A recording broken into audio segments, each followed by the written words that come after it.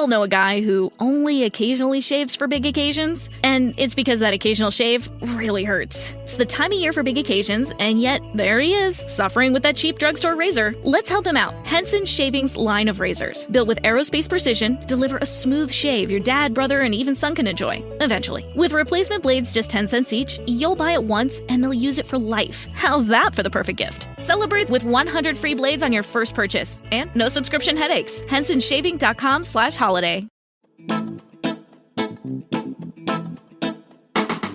Hello and welcome to History for Weirdos. We're your hosts, Andrew and Stephanie. And each week, we're going to take you on a journey into the strange, obscure, and relentlessly entertaining corners of human history. Now listen up, friends, because it's about to get weird.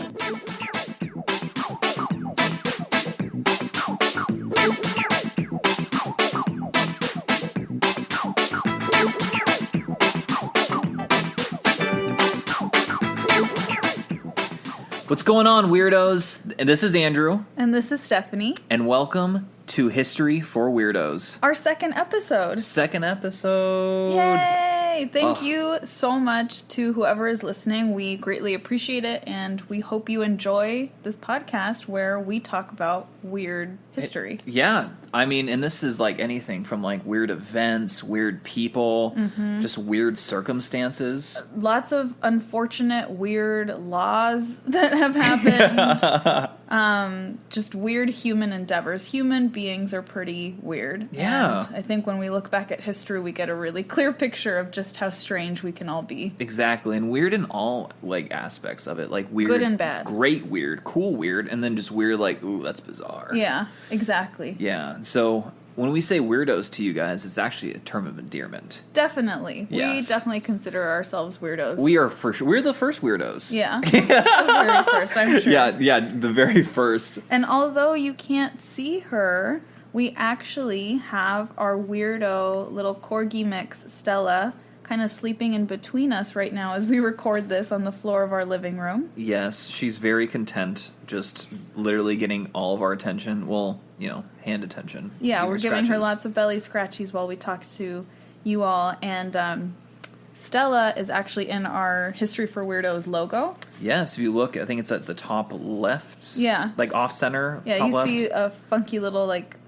goofy-looking corgi. Yeah. That's her. We wanted to make her the secret star of the show, I guess. That's true. That's Yeah. how much we love this dumb little dog. Yeah. Yes, we actually do love her, but she's also quite stupid. Yeah. Yeah. Yeah, if you met her, if anyone out there who's met her is listening, you know. Yeah, Stella. She's Yeah. She's pretty not bright. She's not the brightest bulb, but she's very sweet. Yeah. Yes, you are, baby. Okay, Andrew, what are you going to tell me about today? Okay. Down to business here. Sorry. So today, we're going to go off-continent as well. Okay. Last time, you spoke about Kudiyun. Yes. And if anyone missed it, I highly suggest you listen to my awesome, beautiful wife speak about Kudiyun. Thank the you. warrior, or I'm sorry, not the warrior princess, the wrestler princess. Yeah. I guess she was also a warrior princess as well. Both are accurate. Both are accurate. But today, we are actually going to the great continent of Australia. Australia, mate. And before, we get into this event, Yeah. I have to take time to recognize, like, the terrible tragedy that's going down there. They have, I mean, you probably know yourselves, but they have this awful wildfire going on. Right. And, being from California, we're no strangers to wildfires. But Exactly. I read something staggering, like, this wildfire is like 7 times bigger than our biggest wildfire we've ever had, which we've had. The one a couple years ago was like it burned over 100,000 acres. Yes. So this is like a tragedy beyond proportion. Like I can't even talk about how many animals have died. It's literally just too heartbreaking. Yeah, like Andrew said, we're both from California. We were both born here, and we know what it's like to live in like fire conditions. Yeah. And it's so scary, and like you said, we haven't had anything to the magnitude of what Australia is facing and what all those like beautiful creatures are facing. So yeah. And we're gonna have we donated $50. It's not a lot, but it's like what we could afford right now. And we're going to put a link to the World Wildlife Fund, which is a great organization that's trying to help combat the fires down there. Yeah, like you said, Anything even if helps. it's not a lot, anything helps. If everyone gives a little bit, it makes a big impact. So just Exactly. before we started an episode that takes place, the weirdo story takes place in Australia, we wanted to just take a moment and acknowledge what Australia is going through and give a suggestion of how you all can help if you're interested. Exactly. Thanks, babe. Yeah. So eloquently put. So, without further ado, Yes. let's dive into the Great Emu War. Like the bird? The bird. The Great Emu War. The Great Emu War. So, when I say that, like, what comes to your mind? I picture like two tribes of emus who are fighting over like territory, like battling each other. Okay, so like basically just humans in every single war ever. Yeah, just fighting over something that's totally unnecessary to fight about, but it's emus this time, so it's kind of cute. So you're wrong, but you're also right. That tends to be how I do things. Go Yes. on. So you are incorrect in that they're emus fighting each other. Okay. You are correct, however, in that it was the Australian government, specifically their army, fighting emus. That's why? Why would you do that? I was trying to think of what to say to that, and I was just like, what? I mean, this is what I love about history is like Yes. this is stranger than fiction. So this was like an actual So this was like, thing. basically this was a nuisance wildlife initiative. I think the official term is a nuisance wildlife management military operation. Oh my god. Yeah. Undertaken. So I'm just going to read this excerpt just because it's amazing. Please do. This was, quote unquote, a nuisance wildlife management military operation undertaken in Australia over the latter part of 1932 to address public concern over the number of emus said to be running amok in the Campion district of Western Australia. Only human beings would militarize an effort to like address overpopulation of animals. Absolutely. Like this was a military effort. This was a military effort. And this wasn't like, like 200 humans. years ago. This was almost 100 years ago. This was in the interwar period, so between World War I and World War II. In the 30s during the Great Depression. I didn't realize it was called the interwar period. Yeah, I think just because it's like, the two world wars, and they also happen to be massive. just, 20 years apart, from like Right. one ending to the next one beginning. So that brief time is referred to as the interwar period. Yeah. I've never heard And that. in That's that great. period, it's crazy. Like, you had the Roaring Twenties, and then you also Right. had the Great Depression. So it was just like, bam, bam, bam, bam. And the Great Emu War. And then the Great Emu War, I mean, maybe the pinnacle of that entire period of time from like 1914 to 1945. They disrupt the emus. They disrupted peace. Exactly, those bastards. Okay, so tell me more about it. Okay. So going back to the story here, this is it gets even funnier, by the way. Okay, and I'm funnier, more comical. So they killed, a decent amount of the birds. But you know what's funny about this whole thing is they lost. The emus, quote unquote, won this war. The emus won? Yes, I'm gonna get into it. It gets weirder and weirder the more you dive into the story. But yes, Did the they emus lose. have like bazookas or something? They did not. Not. Okay. But speaking of bazookas, Uh-huh. the Australian army had what are called Lewis guns, which are basically machine guns that were used in World War I Oh, Lewis. by the Brits. So yeah, yes. So they had machine guns against flightless birds, and they still lost. It's because they named their guns Lewis. That's That's a right. very It's just- non-threatening name. Yeah, Lewis. It's like one of those. I mean, he probably works in HR Yeah, or Lewis. accounting. Yeah, Lewis is not a fighter. No. He's not a lover, but he's not a fighter. Yeah, he's just there. He exists. He eats that tuna sandwich in his cubicle, and you're like, Lewis, damn it! Like seriously, stop microwaving fish in the office. Yeah, and they chose to name their guns after that, so that was their mistake. Yeah, that was their mistake. No so wonder the probably emus jammed won. all the time. Yeah, they're terrible. So let's give a little bit of background to like what led up to all this. So World War One, large number of ex-soldiers come back to Australia from the war and were given land by the Australian government to take up farming within Western Australia. So often in the marginalized areas, though. So just like really like undeveloped, kind of like in the boonies, Super what we would rural. call. Yeah, I hate saying that word, rural. Rural. It's really hard to say. It is. I don't like that word. Yeah. I do like it, but I don't like it. Yeah, like it's very descriptive, but I feel like I sound dumb. Yeah, I know. You don't, but Oh, thanks, babe. I do. So there's these. So okay, they're in the rural. So then, the boonies, the rural areas, and with the onset of the Great Depression, though, in 1929, these farmers were encouraged to kind of increase their crop production, specifically wheat, because the rest of the United States, we had the Great Dust Bowl that that either like I think it happened roughly around the same time, or it was like a year or so away. And then, of course, with this overproduction, the government promised and, of course, failed to deliver upon, big surprise there, assistance in the form of subsidies. All governments in the world should have that be their slogan. Like, we will promise you and we will fail you. Yeah, we'll promise you time. everything and deliver nothing. But we'll take from you everything. That's the universal slogan of government. Yes, seriously. So wheat prices, though, continue to fall because, rises supply, demand remains roughly the same, prices go down, and by October 32, matters were becoming intense. October what? Of 1932. Oh, I thought you were October 32nd. I was like, babe. There are not 32 days in October. I'm about to embarrass you hardcore on this podcast. Sorry, October of 32. Go on. Apostrophe 32. Got it.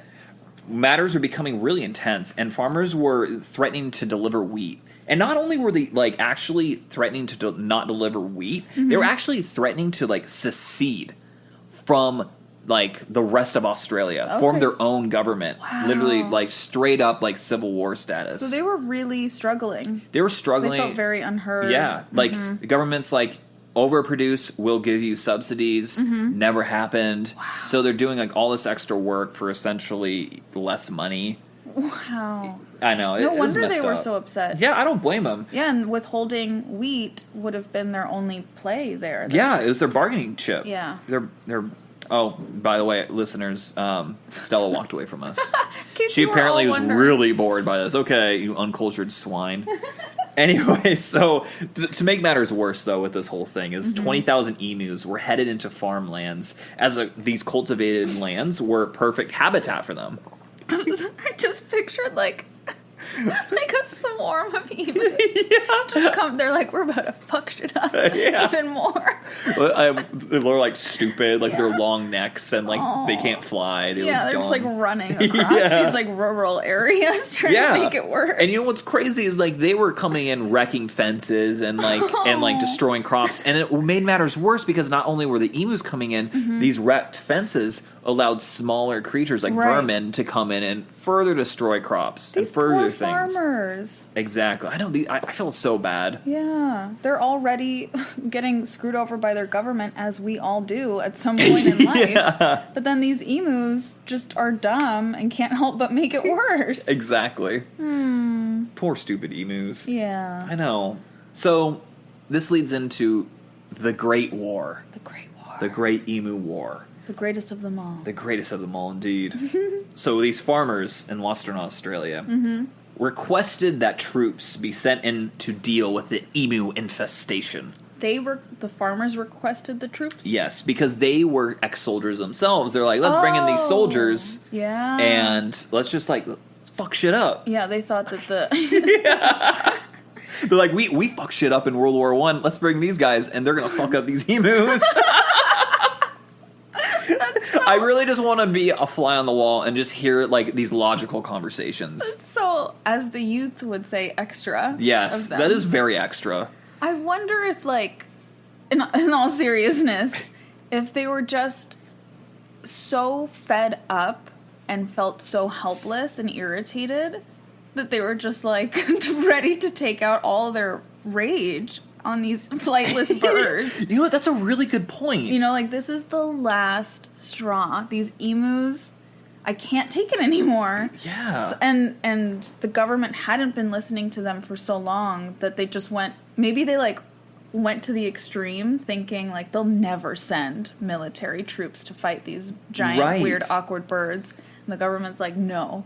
Guys, we'll come to your aid. We are the government. You don't understand how we work. You make outlandish requests that are completely illogical. Bam, you're speaking my language, fam. You want to militarize something that doesn't need weaponry? We're there. Yeah, seriously.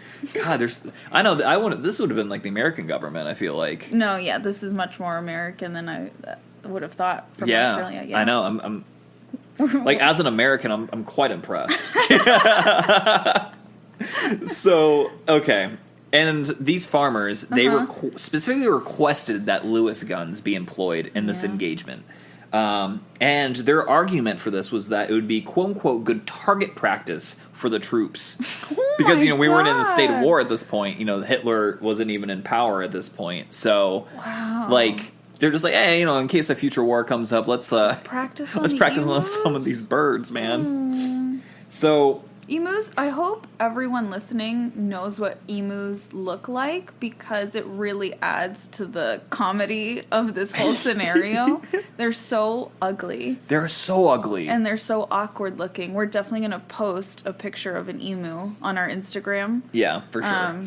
To go along with this episode, just so you know what this would have looked like. Oh, yeah. Who they were choosing to do quote-unquote target practice on. Yeah, let's go kill some emus. Anyways, but also as a quick aside to this is that a lot of people at the time thought this was just straight up propaganda. Oh, okay. Because they were just like, oh, this government is just doing this to appease farmers. Yeah. Because these guys, not only are they struggling farmers that are providing for the country, they are also war heroes too. So they're like, oh, this is just a joke. They're just doing this as a straight up appeasement. I don't even think they expected this to work. No, I wouldn't either. Yeah. Figure. I'm with the public on this one. And also, it's just so outlandish. It's stranger than fiction. It is. It truly is. This is stranger than anything George R. R. Martin or J.R. Tolkien could come up with. They never pictured. Maybe even J.K. Rowling couldn't come up with this. They wouldn't have pictured people shooting at George emus. Lucas, definitely not.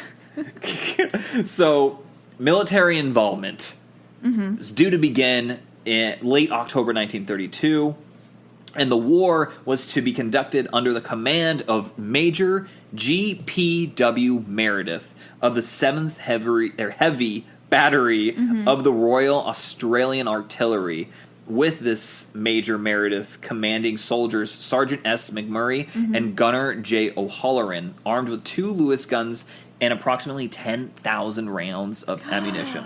10,000 bullets. No way. Yeah, they're not messing around here. No. So rain delayed this, so they're already off to a great start. They were defeated by rain in the first round. So not only can they not go out when there's rain, which I still don't understand. I don't know. Okay. Yeah. Maybe because they're we don't want to get their our boots wet. I'm sure that's it. I have no idea. Maybe it's something to do with the guns and rusting. I was about to ask, but war doesn't stop for rain, in World War, even in I don't know, the trench warfare was notoriously wet and damp. Exactly. Ugh, terrible. But anyways, the rain stopped, and on November 2nd, troops traveled to the Campione district, and they sighted about 50 emus at this point. But the birds were out of range, and the local settlers even attempted to herd the emus into an ambush. But the birds were smart, apparently, and split into small groups and ran away so that they were difficult to target. Oh my god! Yeah. That's so amazing! Exactly. And, while the first, kind of barrage of bullets from the machine guns was ineffective due to range, a second round of gunfire was able to unfortunately kill, quote-unquote, a number of birds. They lie. Yeah. They must have missed, and they're like, we killed a number of them. Yeah, a number, And later they're like, oh yeah, it was about a dozen. I really hope those emus grabbed those Lewis guns out of their hands and then just pimp slapped them across the face. And fired them back at them. Hey guy, fuck you. So, 2 days later, on the 4th, Meredith had established an ambush near a local dam, and more than 1,000 emus were spotted heading towards their position. The emus were heading for the soldiers? Yeah, I mean, they were in an ambush, so they're trying to ambush them. Oh, okay, Yeah. okay. I see. So, this time the gunners waited until the birds were really close to start firing, but the gun jammed. What? LOL. So the gun jammed, and only about, only about a dozen birds were killed, and the remainder scattered before any more could be shot. And they weren't sighted for the rest of the day. Wow. Okay, Yeah. question. You said the gun jammed. They only had one gun? I think so, yeah. So I guess at this effort, they were just going to try with one of their Yeah, guns? because they're like, I mean, you're literally killing flightless, dumb birds. They're right? coming at you. Yeah. Yeah, it's amazing. This gets even more complicated later on. It's a comedy of errors. Like, this is Shakespearean. I mean, everything on behalf of the soldiers that have been sent there, Major Meredith or whatever, yeah, everything's been going wrong for them thus far. pretty much, yeah. It really has. Oh, the emus had God on their side, that's why. Emus, baby. So, the 4th day of the campaign, so this is like around like November 6th now, Army observers, they noted that each pack seems to have its own leader now. Shut up! Yes. So, like, not only that, like, apparently, like, this, like, pack leader, like, each one would keep watch while his mates, not like a mate as in, like, like, you're my mate because we're married. Yeah. But like my mate, like how, Like like, an Australians. Australian mate. Yeah. Like, how his mates. That's you have to say it like that, too. No, you truly don't, babe. You truly don't. I'm doing it. So his mates carry out like the work of destruction, and then like this big ass bird would then like go caw caw or whatever. Oh, I don't know what. My God. I don't know what emus sounds they make, but he would do presumably a caw caw. Yeah. And then they would scatter. They would be like, "See ya!" And the emus are fast, and they just take off. So they essentially developed some sort of like guerrilla warfare. The emus. The emus were smart, apparently. I wish everyone could see my face. I've just had my jaw dropped. Yes. Like, this is insane to think that the Australian government at this point thinking, oh, we're going to appease the farmers with like an easy win, right? We're not going to appease them on this wheat thing, which they should have, but we're going to kill these birds and, get rid of that problem. And the freaking birds outsmarted them. Yes. Yes. Like, that is so... They developed groups and leaders and cacaws and... Cacaw! Oh, my God. That's poor listeners' ears. They don't need you cawing in their ears right now. No more for me the rest of the night. You're cut off. I'm cut off. But yeah, so like not only were they, diving into smaller groups, but like the effect of that is that like they're all scattered, spread out, smaller groups, and so like they can't just mow them down in like one like barrage. Like they're far apart. So like they can only get like at best case they'd be able to get like a dozen apparently. Wow. Yeah. The emus really thought this through. They did. Unlike the soldiers. Exactly. And the government. So, and it got so bad that at one point, this Major Meredith even went so far as to mount one of the guns on a truck. So, a move that proved to be very ineffective because the truck was unable to gain on the birds. And the ride was so rough that the gunner couldn't fire any shots. It was just so bumpy. That like they're in a rural area. Yeah. It's not like you're going down like a paved road or anything. You're like not like on the autobahn or something. So like, that's nuts. Wow. And so not even that worked. Yeah, exactly. And then on November 8th, 6 days after the first engagement with the bird, 2,500 rounds of ammunition had been fired. And the number of birds being killed is actually uncertain. One account estimated that it was around 50 birds, but other accounts ranged from 200 to 500. The latter figure being provided by the settlers. Mm-hmm. Yes, of course. And, of course, the most important thing is Major Meredith had reported that no one had reported or, had any casualties. On their side? On their side. Oh, Yes. He was boasting that the birds didn't murder them in their sleep, basically? I think so. I think that's basically what he was saying. Oh my gosh. And what's crazy about this, too, is like 2,500 rounds. And best case scenario, 500 birds killed, which isn't true. But don't worry, guys. The birds didn't kill any of us. Yeah, exactly. It's probably closer to like the 50 to 200 range. But let's just say 500. Okay. That means that for like every 5 shots fired, only one bird is killed. I hate to think of like any nuts. of them being killed that way, but that's pretty good odds for the birdies. Yeah, I mean, that's kind of nuts. But like more than likely, it's probably like just, I'm just going to pick this number because it's easy for math. Yeah. But probably it's closer to like 250, which means that for every 10 shots fired, only one died. Good. So they weren't particularly effective, is what you're saying. Yes. Right. In fact, and also moving on, like this is so nuts.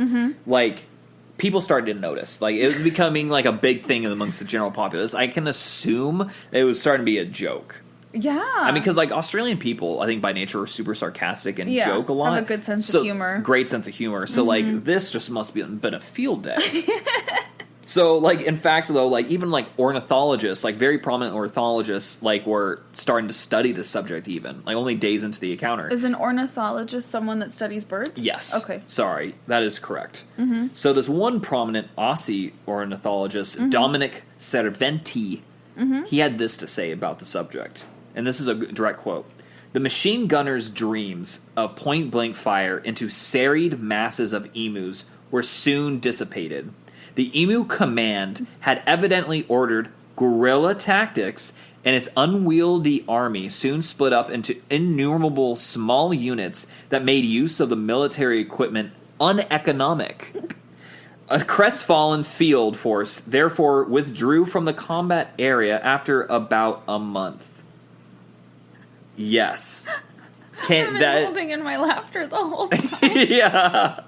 That's amazing. I mean, yes. And even like our boy Major Meredith, he compared the emus to Zulu warriors. Oh my god. Yeah, that's how nuts this is. I really wonder if the emus were actually just like freakishly smart. Or they must have been. Or if the efforts were particularly incompetent.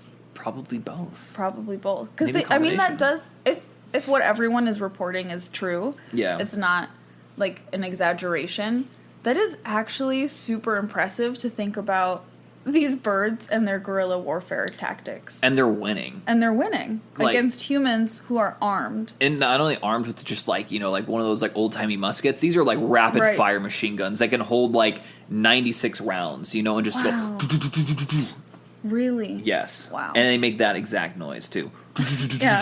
Yeah. It's just you. It's your voice. Yeah. Oh god, I wish there were like guns that go pew pew pew pew pew. Like that was the actual noise.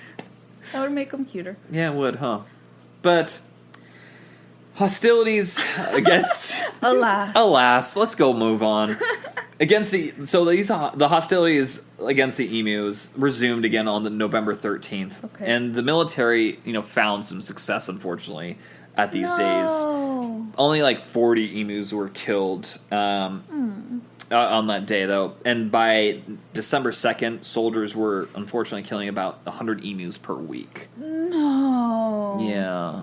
I know. So they're finally finding some success, unfortunately. They must have been so humiliated for so long, they really wanted to make up for it. Exactly. Yeah. So about a little over a month into this, about like 5 weeks, I think, roughly, on December 10th, Major Meredith and his cohort were recalled from the field. And in his report, he claimed 986 kills with exactly 9,860 rounds fired. And so, again, that kind of like when we were talking about earlier, that had a rate of about 10 bullets fired for one emu killed. Yeah, that's still not... It's not great. That's not great. That's a... No. Weird flex. And also, speaking of weird flexes, he's like, also like about 2,500 birds were wounded and they died later as a result of their injuries. we don't even know if that's true, though. Right. No, that's probably not true, but that's like... But there's probably some degree of element of truth in that. But that's not a good thing to brag about. It's like, oh, so you had bad kill shots, and now these animals are gonna suffer. Oh my god, that's die. true. I know that's really messed up. Like if you're gonna go like kill an animal, make sure it's dead. You don't want it to like prolong suffer. Right. Ugh. I mean, you should. I'm a vegetarian. Everyone, you shouldn't kill animals. In general, but fair point. That sucks. Yes, I am not a vegetarian. I like bacon. Babe, now is not the time for us to have this discussion. That's correct. But that's crazy. I know. It's a little. Oh, well, not a little. It's very unsettling. Yeah. Was that the resolution to their emu problem? Did they feel like the problem was solved? No. Okay. So, ultimately, this pretty much by most accounts, if not all accounts, the entire operation was considered a failure, and the farmers actually repeatedly petitioned the government for further assistance, in this matter, and they were never granted that assistance because it was probably super embarrassing for them. Yeah. We sent our army and we lost to a bunch of birds. Not the best talking point. No. So, I will say, though, however, there was a bounty system that was previously put into place, I think, in the 1920s with emus. Okay. And they brought that back. And unfortunately, it had a modicum of success. Actually, more than a modicum. It had quite a bit of success. So, kind of like open season hunting on them? For about 6 months, essentially, over 57,000 emus were killed and bounties claimed. Yeah, so, quite a bit. So that was kind of unfortunate, and that happened in 1934, over a 6-month period. However, though, good news, I think they realized this is pretty inhumane. Yeah. Unsurprisingly, so they developed a new type of fence. Okay. Go figure, right? Go figure. Who would have thought? Maybe we don't have to mass murder birds. Yeah, and I forgot what this fence is called, but they made this new type of fence. And the birds couldn't break it down. So, oh my god, that's such an easier solution. I know. Yeah, but why couldn't that just been step one? Wait, let's just make better fences so it doesn't bother the farmers at all. That's so interesting. It's, obviously the 30s, so I don't think this would be applicable, but in Santa Monica when I was growing up, when I was in elementary school, I think, maybe late elementary school, I remember a lot of the Santa Monica moms complaining about the squirrel problem. Oh yes, there was too many squirrels. Basically, it was a huge issue in Santa Monica. Was this, and there were a lot, and they're very ferocious little squirrels. They were fearless little cuties. So the city kept getting complaints about them, similar to the Australian government with the emus, but instead of shooting them with assault rifles, the city decided to collect a bunch of the squirrels and put a contraception in them, give them essentially a shot that would make them not be able to procreate. They couldn't have babies. And they only did it to a certain percentage, so just nice and slow over time the population went down. Oh, wow. I don't know. I actually don't think contraception was even a thing at the time for them. Also, contraception for squirrels. For squirrels. Oh, my God. Some sort of birth control vaccine. That's so funny, man. Yeah, which they have for humans, and I guess they were just let's make a little squirrel one. Yeah, and then boom, no more little baby squirrels, and... Yeah. Actually, that's pretty humane, too. You're not mowing down machine guns. No, you're not. You're not mowing down squirrels with machine guns. But only in, Santa Monica or, a rich, area along the coast in California would that ever happen. Yeah. Also, my hometown, Newport Beach, honestly, that would probably happen there, too. Right. So I can't give you too much crap. The bougie SoCal beach towns. Exactly. Yeah, exactly. But thank you so much. Of course. I'm glad to talk anyone's ear off about the Great Emu War. Yeah. It's very important. It was great. I will give it that. Maybe not in the way that they intended the name to go, but that was great. Great. Oh my gosh. I know. It also actually reminded me a little bit of, machine guns, defenseless animals. In California, we actually did something similar. What? Yes, and I just found this out. So in Catalina Island, this was actually not that long ago. No, the buffalo. I don't think it was buffalo, no. Oh, there used to be buffalo out in Catalina. Yeah, there were, but this wasn't. Okay. They had a wild boar problem. What? Yeah, so and they had a wild boar problem out in Catalina, and so they had fucking helicopters with machine guns, and they would mow them down. Oh, no! But this time it's like boars are a lot slower than emus and helicopters. That's so sad. Yeah, they were kind of just mowing them down. It doesn't, come up as many searches. I don't think it's as infamous as the Emu War because, a smaller scale. Yeah, it's much smaller scale, and also, we didn't lose. Let's figure out a new way, world. Anyone out there listening, use your skills to figure out a new way for population control for animals that doesn't involve machine guns. Yeah, because I think that's pretty unchill. Yeah, as the Utes would say. That's super not chill. Yeah, super duper not chill. But that's just our professional opinions. Mm-hmm. Of course, yes. Well, thank you. My life will never be the same. Of course, thank you for teaching us all about the Great Emu War. No worries, and I think that kind of wraps it up. And thank everyone who is listening for listening to us. Again, this is obviously History for Weirdos, and you can subscribe if you find this at all entertaining, and you can always rate us, leave a comment, all that stuff that podcasters say at the end.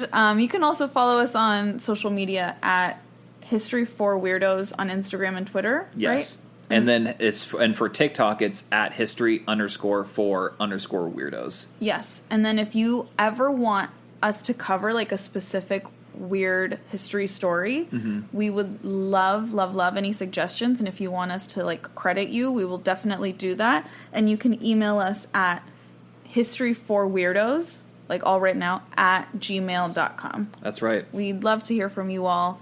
And thank you so much for listening to our second episode. Yeah, guys. And I think, and that's it. So without further ado, adios. Bye, weirdos. Bye, weirdos.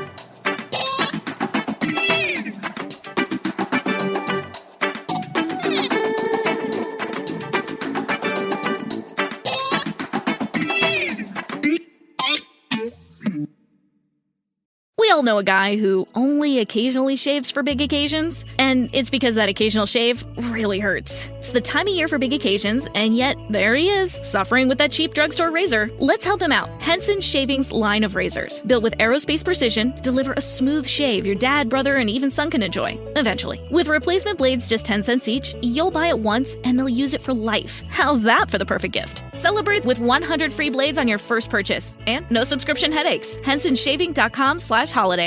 Discover unbeatable deals and convenience at your neighborhood family fare supermarkets. Score exclusive deals, earn rewards, join clubs, and clip digital coupons for extra savings all in one place. Our exclusive offers bring savings straight to your card. Explore a wide range of local products that support your community. With easy pickup and delivery options, saving time and grocery shopping has never been easier. Family Fare is all about making your grocery experience easy and affordable and your one-stop shop for all your grocery needs. Family Fare in your neighborhood.